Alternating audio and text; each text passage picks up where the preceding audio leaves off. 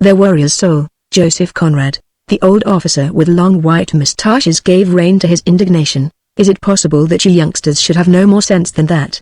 Some of you had better wipe the milk off your upper lip before you start to pass judgment on the few poor stragglers of a generation which has done and suffered not a little in its time. His hearers having expressed much compunction, the ancient warrior became appeased. But he was not silenced. I am one of them, one of the stragglers, I mean, he went on patiently. And what did we do? What have we achieved? He, the great Napoleon, started upon us to emulate the Macedonian Alexander, with a ruck of nations at his back. We opposed empty spaces to French impetuosity, then we offered them an interminable battle so that their army went at last to sleep in its positions, lying down on the heaps of its own dead. Then came the wall of fire in Moscow. It toppled down on them. Then began the long rout of the Grand Army. I have seen it stream on, like the doomed flight of haggard, spectral sinners across the innermost frozen circle of Dante's Inferno, ever widening before their despairing eyes. They who escape must have had their souls doubly riveted inside their bodies to carry them out of Russia through that frost fit to split rocks. But to say that it was our fault that a single one of them got away is mere ignorance. Why? Our own men suffered nearly to the limit of their strength. Their Russian strength. Of course our spirit was not broken, and then our cause was good, it was holy. But that did not temper the wind much to men and horses. The flesh is weak. Good or evil purpose, humanity has to pay the price. Why? In that very fight for that little village of which I have been telling you, we were fighting for the shelter of those old houses as much as victory. And with the French it was the same. It wasn't for the sake of glory, or for the sake of strategy. The French knew that they would have to retreat before morning, and we knew perfectly well that they would go. As far as the war was concerned, there was nothing to fight about. Yet our infantry and theirs fought like wild cats, or like heroes if you like that better, amongst the houses. Hot work enough, while the supports out in the open stood freezing in a tempestuous north wind which drove the snow on earth and the great masses of clouds in the sky at a terrific pace. The very air was inexpressibly somber by contrast with the white earth. I have never seen God's creation look more sinister than on that day. We, the cavalry, we were only a handful, had not much to do except turn our backs to the wind and receive some stray French round shot. This, I may tell you, was the last of the French guns, and it was the last time they had their artillery in position. Those guns never went away from there either. We found them abandoned next morning. But that afternoon they were keeping up an infernal fire on our attacking column. The furious wind carried away the smoke and even the noise, but we could see the constant flicker of the tongues of fire along the French front. Then a driving flurry of snow would hide everything except the dark red flashes in the white swirl. At intervals, when a line cleared, we could see away across the plain to the right a somber column moving endlessly, the great rout of the Grand Army creeping on and on all the time, while the fight on our left went on with a great din and fury. The cruel whirlwind of snow swept over that scene of death and desolation. And then the wind fell as suddenly as it had arisen in the morning. Presently we got orders to charge the retreating column. I don't know why, unless they wanted to prevent us from getting frozen in our saddles by giving us something to do. We changed front half right and got into motion at a walk to take that distant dark line in flank. It might have been 2:30 in the afternoon. You must know that so far in this campaign my regiment had never been on the main line of Napoleon's advance. All these months since the invasion the army we belonged to had been wrestling with Oudinot in the north. We had only come down lately, driving him before us to the Beresina. This was the first occasion, then, that I and my comrades had a closer view of Napoleon's Grand Army. It was an amazing and terrible sight. I had heard of it from others, I had seen the stragglers from it, small bands of marauders, parties of prisoners in the distance. But this was the very column itself. A crawling, stumbling, starved, half-demented mob. It issued from the forest a mile away, and its head was lost in the murk of the fields. We rode into it at a trot, which was the most we could get out of our horses, and we stuck in that human mass as if in a moving bog. There was no resistance. I heard a few shots, 6 perhaps. Their very senses seemed frozen within them. I had time for a good look while riding at the head of my squadron. Well, I assure you, there were men walking on the outer edge so lost to everything but their misery that they never turned their heads to look at our charge. Soldiers. My horse pushed over one of them with his chest. The poor wretch had a dragoon's blue cloak, all torn and scorched, hanging from his shoulders, and he didn't even put his hand out to snatch at my bridle and save himself. He just went down. Our troopers were pointing and slashing, well, and of course at first I myself. What would you have? An enemy's an enemy.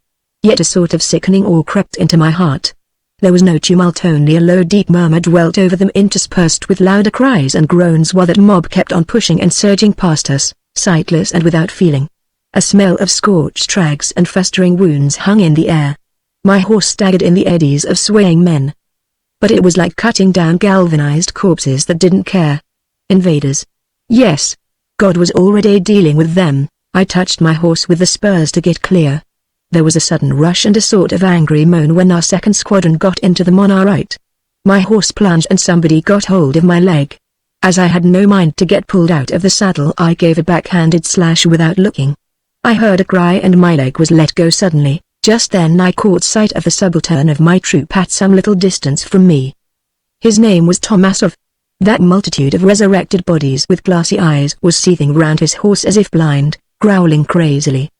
He was sitting erect in his saddle, not looking down at them and sheathing his sword deliberately. This Tomasov, well, he had a beard. Of course we all had beards then. Circumstances, lack of leisure, want of razors, too. No, seriously, we were a wild-looking lot in those unforgotten days which so very many of us did not survive. You know our losses were awful, too. Yes, we looked wild. Des Russes Sauvages what, so he had a beard, this Tomasov I mean, but he did not look savage. He was the youngest of us all. And that meant real youth. At a distance he passed muster fairly well, what with the grime and the particular stamp of that campaign on our faces. But directly you were near enough to have a good look into his eyes, that was where his lack of age showed, though he was not exactly a boy. Those same eyes were blue, something like the blue of autumn skies, dreamy and gay, two innocent, believing eyes. A top knot of fair hair decorated his brow like a gold diadem in what one would call normal times. You may think I am talking of him as if he were the hero of a novel. Why, that's nothing to what the adjutant discovered about him. He discovered that he had a lover's lips, whatever that may be. If the adjutant meant a nice mouth, why, it was nice enough, but of course it was intended for a sneer. That adjutant of ours was not a very delicate fellow. Look at those lover's lips, he would exclaim in a loud tone while Tomasov was talking. Tomasov didn't quite like that sort of thing. But to a certain extent he had laid himself open to banter by the lasting character of his impressions, which were connected with the passion of love and, perhaps, were not of such a rare kind as he seemed to think them. What made his comrades tolerant of his rhapsodies was the fact that they were connected with France, with Paris. You are the present generation, you cannot conceive how much prestige there was then in those names for the whole world. Paris was the center of wonder for all human beings gifted with imagination. We were, the majority of us, young and well-connected, but not long out of our hereditary nests in the provinces, simple servants of God, mere rustics, if I may say so.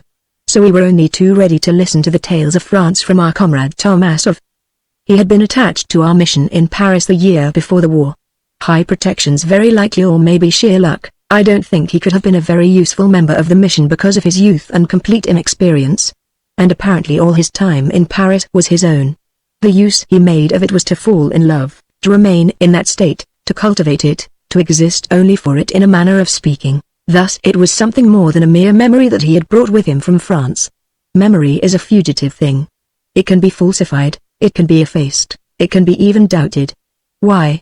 I myself come to doubt sometimes that I, too, have been in Paris in my turn. And the long road there with battles for its stages would appear still more incredible if it were not for a certain musket ball which I have been carrying about my person ever since a little cavalry affair which happened in Silesia at the very beginning of the Leipzig campaign. Passages of love, however, are more impressive perhaps than passages of danger. You don't go affronting love in troops, as it were. They are rarer, more personal and more intimate. And remember that with Tomasov all that was very fresh yet. He had not been home from France 3 months when the war began. His heart, his mind were full of that experience. He was really awed by it, and he was simple enough to let it appear in his speeches. He considered himself a sort of privileged person, not because a woman had looked at him with favor, but simply because, how shall I say it, he had had the wonderful illumination of his worship for her, as if it were heaven itself that had done this for him. Oh yes, he was very simple.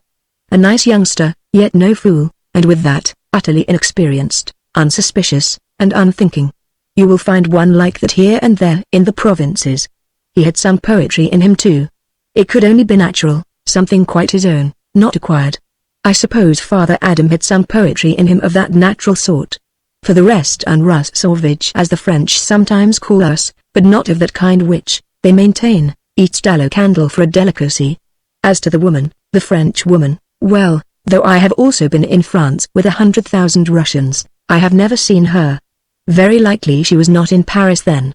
And in any case hers were not the doors that would fly open before simple fellows of my sort, you understand. Gilded salons were never in my way. I could not tell you how she looked, which is strange considering that I was, if I may say so, Tomasov's special confidant. He very soon got shy of talking before the others. I suppose the usual campfire comments jarred his fine feelings. But I was left to him and truly I had to submit. You can't very well expect a youngster in Tomasov's state to hold his tongue altogether, and I suppose you will hardly believe me, I am by nature a rather silent sort of person. Very likely my silence appeared to him sympathetic. All the month of September our regiment, quartered in villages, had come in for an easy time. It was then that I heard most of that you can't call it a story. The story I have in my mind is not in that. Outpourings, let us call them. I would sit quite content to hold my peace, a whole hour perhaps, while Tomasov talked with exultation. And when he was done I would still hold my peace. And then there would be produced a solemn effect of silence which, I imagine, pleased Tomasov in a way. She was of course not a woman in her first youth. A widow's, maybe. At any rate I never heard Tomasov mention her husband. She had a salon, something very distinguished, a social center in which she queened it with great splendor. Somehow, I fancy her court was composed mostly of men. But Tomasov, I must say, kept such details out of his discourses wonderfully well. Upon my word I don't know whether her hair was dark or fair, her eyes brown or blue, what was her stature, her features, or her complexion. His love soared above mere physical impressions. He never described her to me in set terms, but he was ready to swear that in her presence everybody's thoughts and feelings were bound to circle round her. She was that sort of woman. Most wonderful conversations on all sorts of subjects went on in her salon, but through them all there flowed unheard like a mysterious strain of music the assertion, the power, the tyranny of sheer beauty.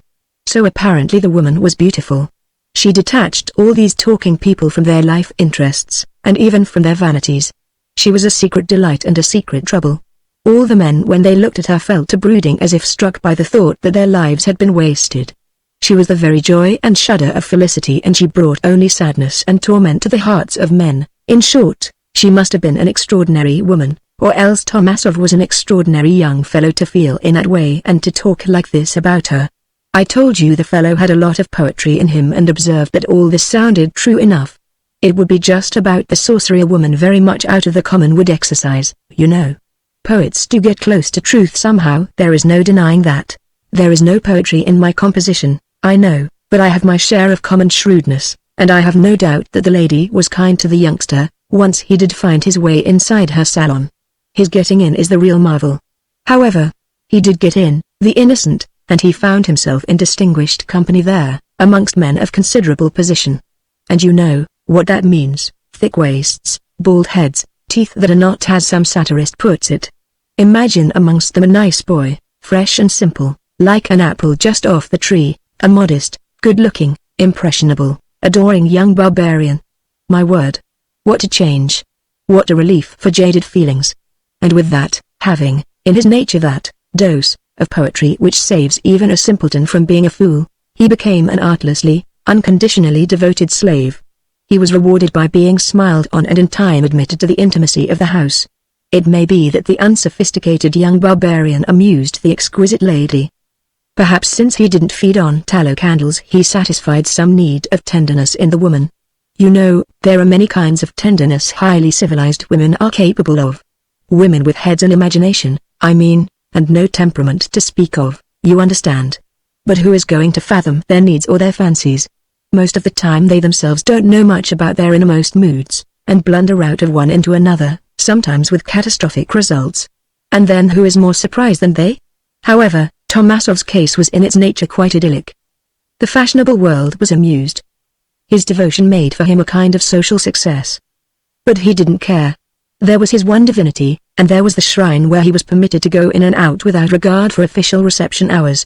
He took advantage of that privilege freely. Well, Lai had no official duties, you know. The military mission was supposed to be more complimentary than anything else, the head of it being a personal friend of our Emperor Alexander, and he, too, was laying himself out for successes in fashionable life exclusively as it seemed. One afternoon Tomasov called on the mistress of his thoughts earlier than usual. She was not alone.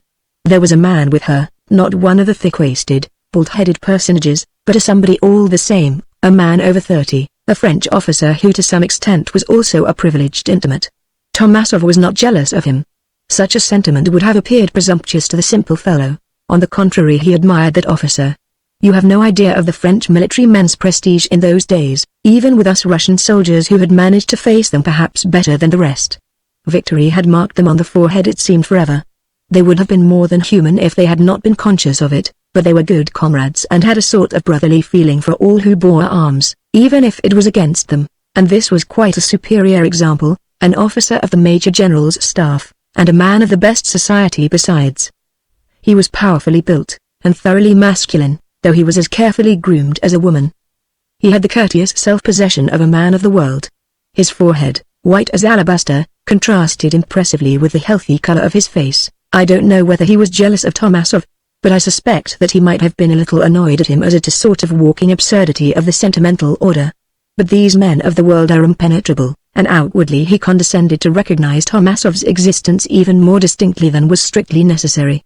Once or twice he had offered him some useful worldly advice with perfect tact and delicacy. Tomasov was completely conquered by that evidence of kindness under the cold polish of the best society. Tomasov, introduced into the petty salon, found these two exquisite people sitting on a sofa together and had the feeling of having interrupted some special conversation. They looked at him strangely, he thought, but he was not given to understand that he had intruded. After a time the lady said to the officer, his name was de Castel, I wish you would take the trouble to ascertain the exact truth as to that rumor. It's much more than a mere rumor, remarked the officer. But he got up submissively and went out. The lady turned to Tomasov and said, you may stay with me. This express command made him supremely happy, though as a matter of fact he had had no idea of going. She regarded him with her kindly glances, which made something glow and expand within his chest. It was a delicious feeling, even though it did cut one's breath short now and then. Ecstatically he drank in the sound of her tranquil, seductive talk full of innocent gaiety and of spiritual quietude. His passion appeared to him to flame up and envelop her in blue fiery tongues from head to foot and over her head, while her soul reposed in the center like a big white rose. Good this. He told me many other things like that. But this is the one I remember. He himself remembered everything because these were the last memories of that woman. He was seeing her for the last time, though he did not know it then. M. de Castel returned, breaking into that atmosphere of enchantment Tomasov had been drinking in even to complete unconsciousness of the external world.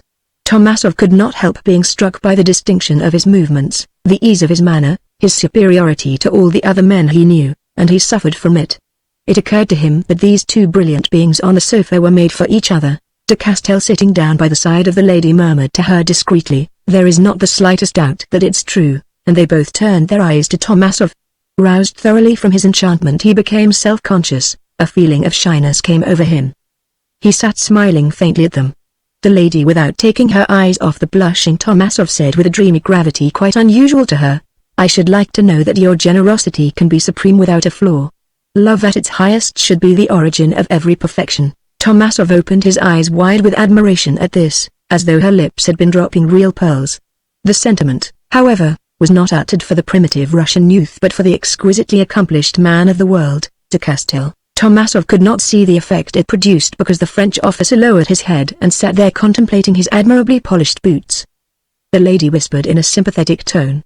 You have scruples, de Castel, without looking up, murmured. It could be turned into a nice point of honor, she said vivaciously, that surely is artificial. I am all for natural feelings. I believe in nothing else. But perhaps your conscience, he interrupted her, not at all. My conscience is not childish. The fate of those people is of no military importance to us. What can it matter? The fortune of France is invincible. Well then, she uttered, meaningly, and rose from the couch. The French officer stood up, too. Tomasov hastened to follow their example. He was pained by his state of utter mental darkness. While he was raising the lady's white hand to his lips, he heard the French officer say with marked emphasis, if he has the soul of a warrior, at that time, you know, people really talked in that way, if he has the soul of a warrior he ought to fall at your feet in gratitude. Tomasov felt himself plunged into even denser darkness than before. He followed the French officer out of the room and out of the house, for he had a notion that this was expected of him. It was getting dusk, the weather was very bad, and the street was quite deserted. The Frenchman lingered in it strangely. And Tomasov lingered, too, without impatience. He was never in a hurry to get away from the house in which she lived. And besides, something wonderful had happened to him. The hand he had reverently raised by the tips of its fingers had been pressed against his lips. He had received a secret favor. He was almost frightened.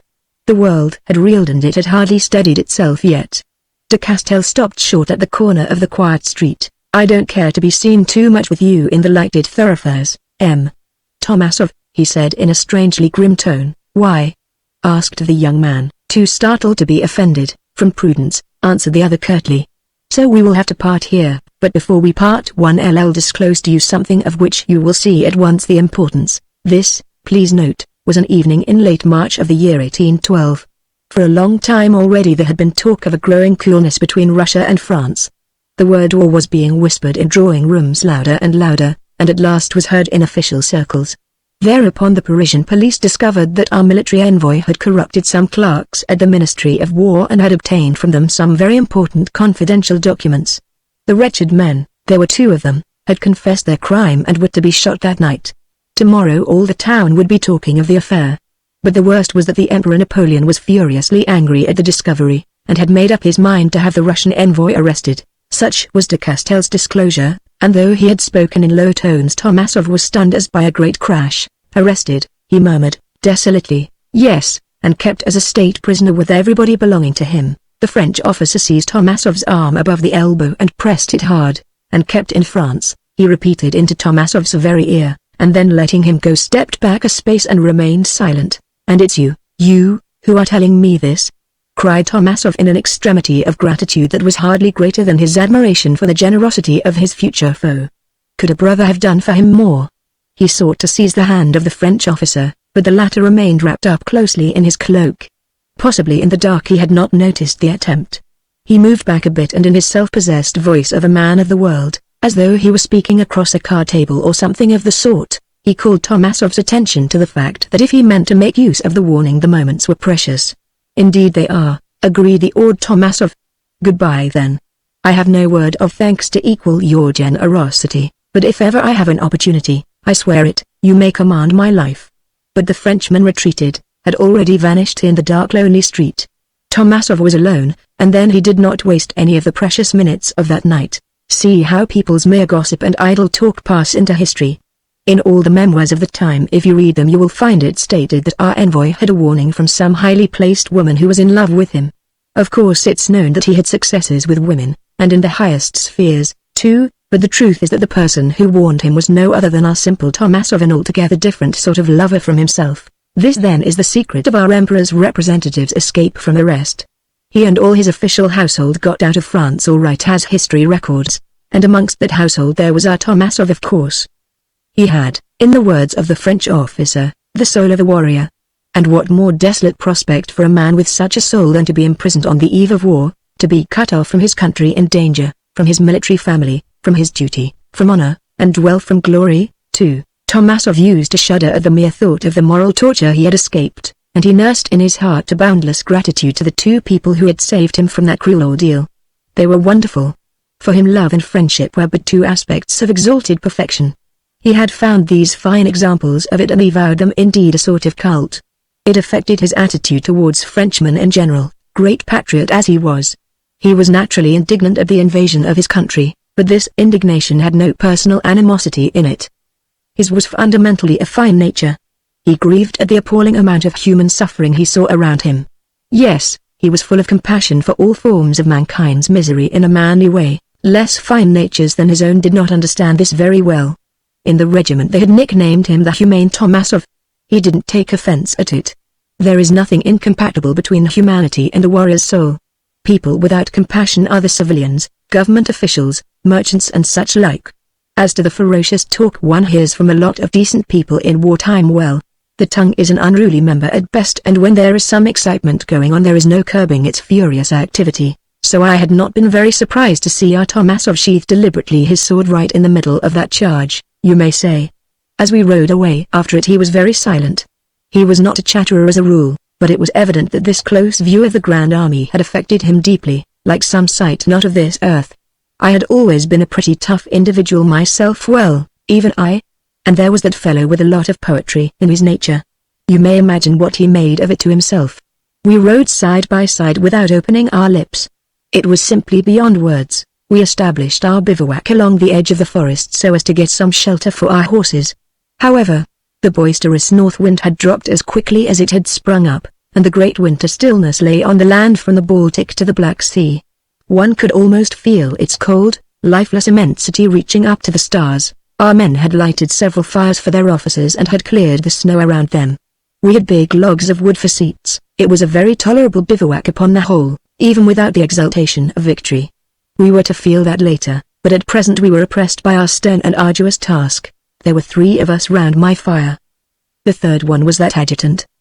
He was perhaps a well-meaning chap, but not so nice as he might have been had he been less rough in manner and less screwed in his perceptions.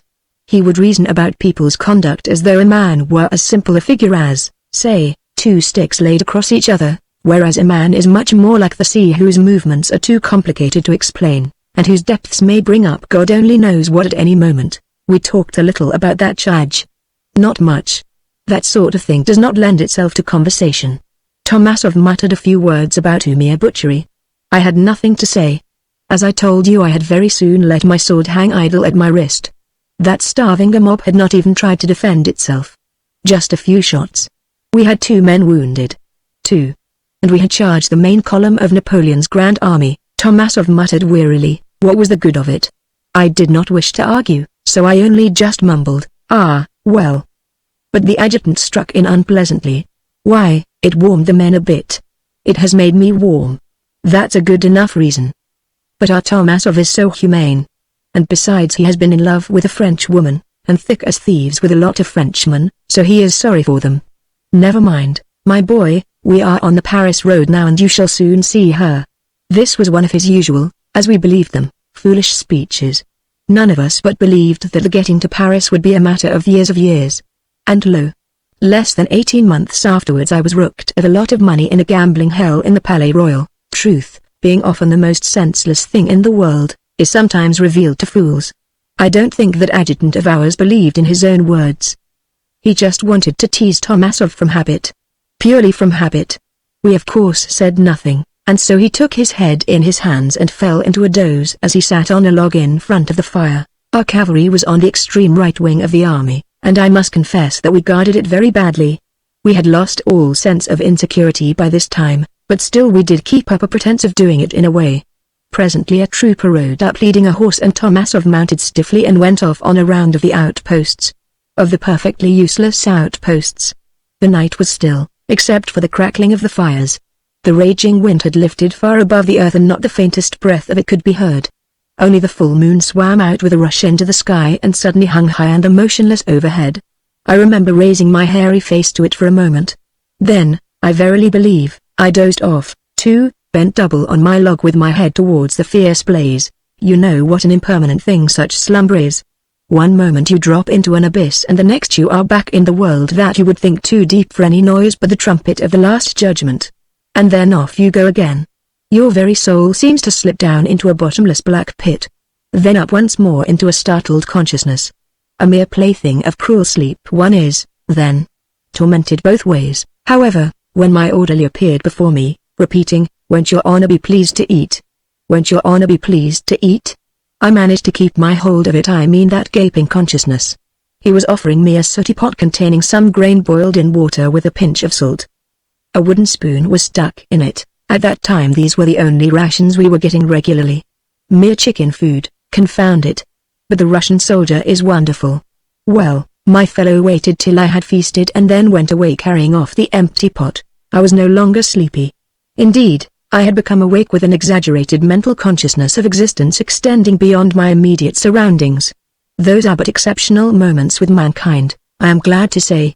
I had the intimate sensation of the earth in all its enormous expanse wrapped in snow, with nothing showing on it but trees with their straight stalk-like trunks and their funeral verdure, and in this aspect of general mourning I seemed to hear the sighs of mankind falling to die in the midst of a nature without life. They were Frenchmen. We didn't hate them, they did not hate us. We had existed far apart and suddenly they had come rolling in with arms in their hands, without fear of God, carrying with them other nations, and all to perish together in a long, long trail of frozen corpses. I had an actual vision of that trail, a pathetic multitude of small dark mounds stretching away under the moonlight in a clear, still, and pitiless atmosphere, a sort of horrible peace. But what other peace could there be for them? What else did they deserve? I don't know by what connection of emotions there came into my head the thought that the earth was a pagan planet and not a fit abode for Christian virtues. You may be surprised that I should remember all this so well. What is a passing emotion or half-formed thought to last in so many years of a man's changing, inconsequential life? But what has fixed the emotion of that evening in my recollection so that the slightest shadows remain indelible was an event of strange finality, an event not likely to be forgotten in a lifetime, as you shall see. I don't suppose I had been entertaining those thoughts more than 5 minutes when something induced me to look over my shoulder. I can't think it was a noise. The snow deadened all the sounds. Something it must have been, some sort of signal reaching my consciousness. Anyway, I turned my head, and there was the event approaching me, not that I knew it or had the slightest premonition. All I saw in the distance were two figures approaching in the moonlight. One of them was our Tomasov. The dark mass behind him which moved across my sight were the horses which his orderly was leading away. Tomasov was a very familiar appearance, in long boots, a tall figure ending in a pointed hood. But by his side advanced another figure. I mistrusted my eyes at first. It was amazing. It had a shining crested helmet on its head and was muffled up in a white cloak. The cloak was not as white as snow. Nothing in the world is. It was white, more like mist, with an aspect that was ghostly and martial to an extraordinary degree. It was as if Tomasov had got hold of the god of war himself. I could see at once that he was leading this resplendent vision by the arm. Then I saw that he was holding it up. While I stared and stared, they crept on, for indeed they were creeping, and at last they crept into the light of our bivouac fire and passed beyond the log I was sitting on. The blaze played on the helmet. It was extremely battered and the frostbitten face, full of sores, under it was framed in bits of mangy fur. No god of war this, but a French officer. The great white cuirassier's cloak was torn, burnt full of holes. His feet were wrapped up in old sheepskins over remnants of boots. They looked monstrous and he tottered on them, sustained by Tomasov, who lowered him most carefully onto the log on which I sat. My amazement knew no bounds. "You have brought in a prisoner," I said to Tomasov, as if I could not believe my eyes. "You must understand that unless they surrendered in large bodies we made no prisoners. What would have been the good? Our Cossacks either killed the stragglers or else let them alone, just as it happened. It came really to the same thing in the end." Tomasov turned to me with a very troubled look. He sprang up from the ground somewhere as I was leaving the outpost, he said. I believe he was making for it, for he walked blindly into my horse. He got hold of my leg and of course none of our chaps dared touch him then. He had a narrow escape, I said. He didn't appreciate it, said Tomasov, looking even more troubled than before. He came along holding to my stirrup leather. That's what made me so late. He told me he was a staff officer, and then talking in a voice such, I suppose, as the damned alone use, a croaking of rage and pain, he said he had a favor to beg of me. A supreme favor. Did I understand him? He asked in a sort of fiendish whisper. Of course I told him that I did. I said, Je vous comprends. Then, said he, do it. Now. At once in the pity of your heart. Tomasov ceased and stared queerly at me above the head of the prisoner. I said, what did he mean? That's what I asked him, answered Tomasov in a dazed tone, and he said that he wanted me to do him the favor to blow his brains out. As a fellow soldier, he said. As a man of feeling, as a humane man. The prisoner sat between us like an awful gashed mummy as to the face, a martial scarecrow, a grotesque horror of rags and dirt, with awful living eyes, full of vitality, full of unquenchable fire, in a body of horrible affliction, a skeleton at the feast of glory. And suddenly those shining unextinguishable eyes of his became fixed upon Tomasov. He, poor fellow, fascinated, returned the ghastly stare of a suffering soul in that mere husk of man. The prisoner croaked at him in French. I recognize, you know. You are a Russian youngster. You are very grateful. I call on you to pay the debt. Pay it, I say, with one liberating shot. You are a man of honor. I have not even a broken saber. All my being recoils from my own degradation. You know me. Tomasov said nothing. Haven't you got the soul of a warrior? The Frenchman asked in an angry whisper, but with something of a mocking intention in it. I don't know, said poor Tomasov. What a look of contempt that scarecrow gave him out of his unquenchable eyes. He seemed to live only by the force of infuriated and impotent despair. Suddenly he gave a gasp and fell forward, writhing in the agony of cramp in all his limbs, a not unusual effect of the heat of a campfire. It resembled the application of some horrible torture. But he tried to fight against the pain at first. He only moaned low while we bent over him so as to prevent him rolling into the fire, and muttered feverishly at intervals, "Tuez-moi, tuez-moi." Till, vanquished by the pain, he screamed in agony, time after time, each cry bursting out through his compressed lips. The adjutant woke up on the other side of the fire and started swearing awfully at the beastly row that Frenchman was making. "What's this? More of your infernal humanity, Tomasov," he yelled at us. "Why don't you have him thrown out of this to the devil on the snow?" As we paid no attention to his shouts, he got up, cursing shockingly, and went away to another fire. Presently the French officer became easier. We propped him up against the log and sat silent on each side of him till the bugles started their call at the first break of day. The big flame, kept up all through the night, paled on the livid sheet of snow, while the frozen air all round rang with the brazen notes of cavalry trumpets. The Frenchman's eyes, fixed in a glassy stare, which for a moment made us hope that he had died quietly sitting there between us two, stirred slowly to right and left, looking at each of our faces in turn. Tomasov and I exchanged glances of dismay. Then de Castel's voice, unexpected in its renewed strength and ghastly self-possession, made us shudder inwardly. "Bonjour, messieurs." His chin dropped on his breast. Tomasov addressed me in Russian. "It is he, the man himself." I nodded and Tomasov went on in a tone of anguish. "Yes, he. Brilliant, accomplished, envied by men, loved by that woman, this horror, this miserable thing that cannot die. Look at his eyes.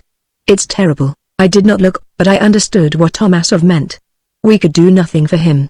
This avenging winter of fate held both the fugitives and the pursuers in its iron grip. Compassion was but a vain word before that unrelenting destiny. I tried to say something about a convoy being no doubt collected in the village, but I faltered at the mute glance Tomasov gave me. We knew what those convoys were like, appalling mobs of hopeless wretches driven on by the butts of Cossacks' lances, back to the frozen inferno, with their faces set away from their homes. Our two squadrons had been formed along the edge of the forest. The minutes of anguish were passing. The Frenchman suddenly struggled to his feet. We helped him almost without knowing what we were doing. "Come," he said, in measured tones. "This is the moment." He paused for a long time, then with the same distinctness went on, "On my word of honor, all faith is dead in me." His voice lost suddenly its self-possession. After waiting a little while he added in a murmur, "And even my courage. Upon my honor." Another long pause ensued before, with a great effort, he whispered hoarsely, "Isn't this enough to move a heart of stone? Am I to go on my knees to you?" Again a deep silence fell upon the three of us. Then the French officer flung his last word of anger at Tomasov, "Milksop." Not a feature of the poor fellow moved. I made up my mind to go and fetch a couple of our troopers to lead that miserable prisoner away to the village. There was nothing else for it. I had not moved 6 paces towards the group of horses and orderlies in front of our squadron when... But you have guessed it. Of course.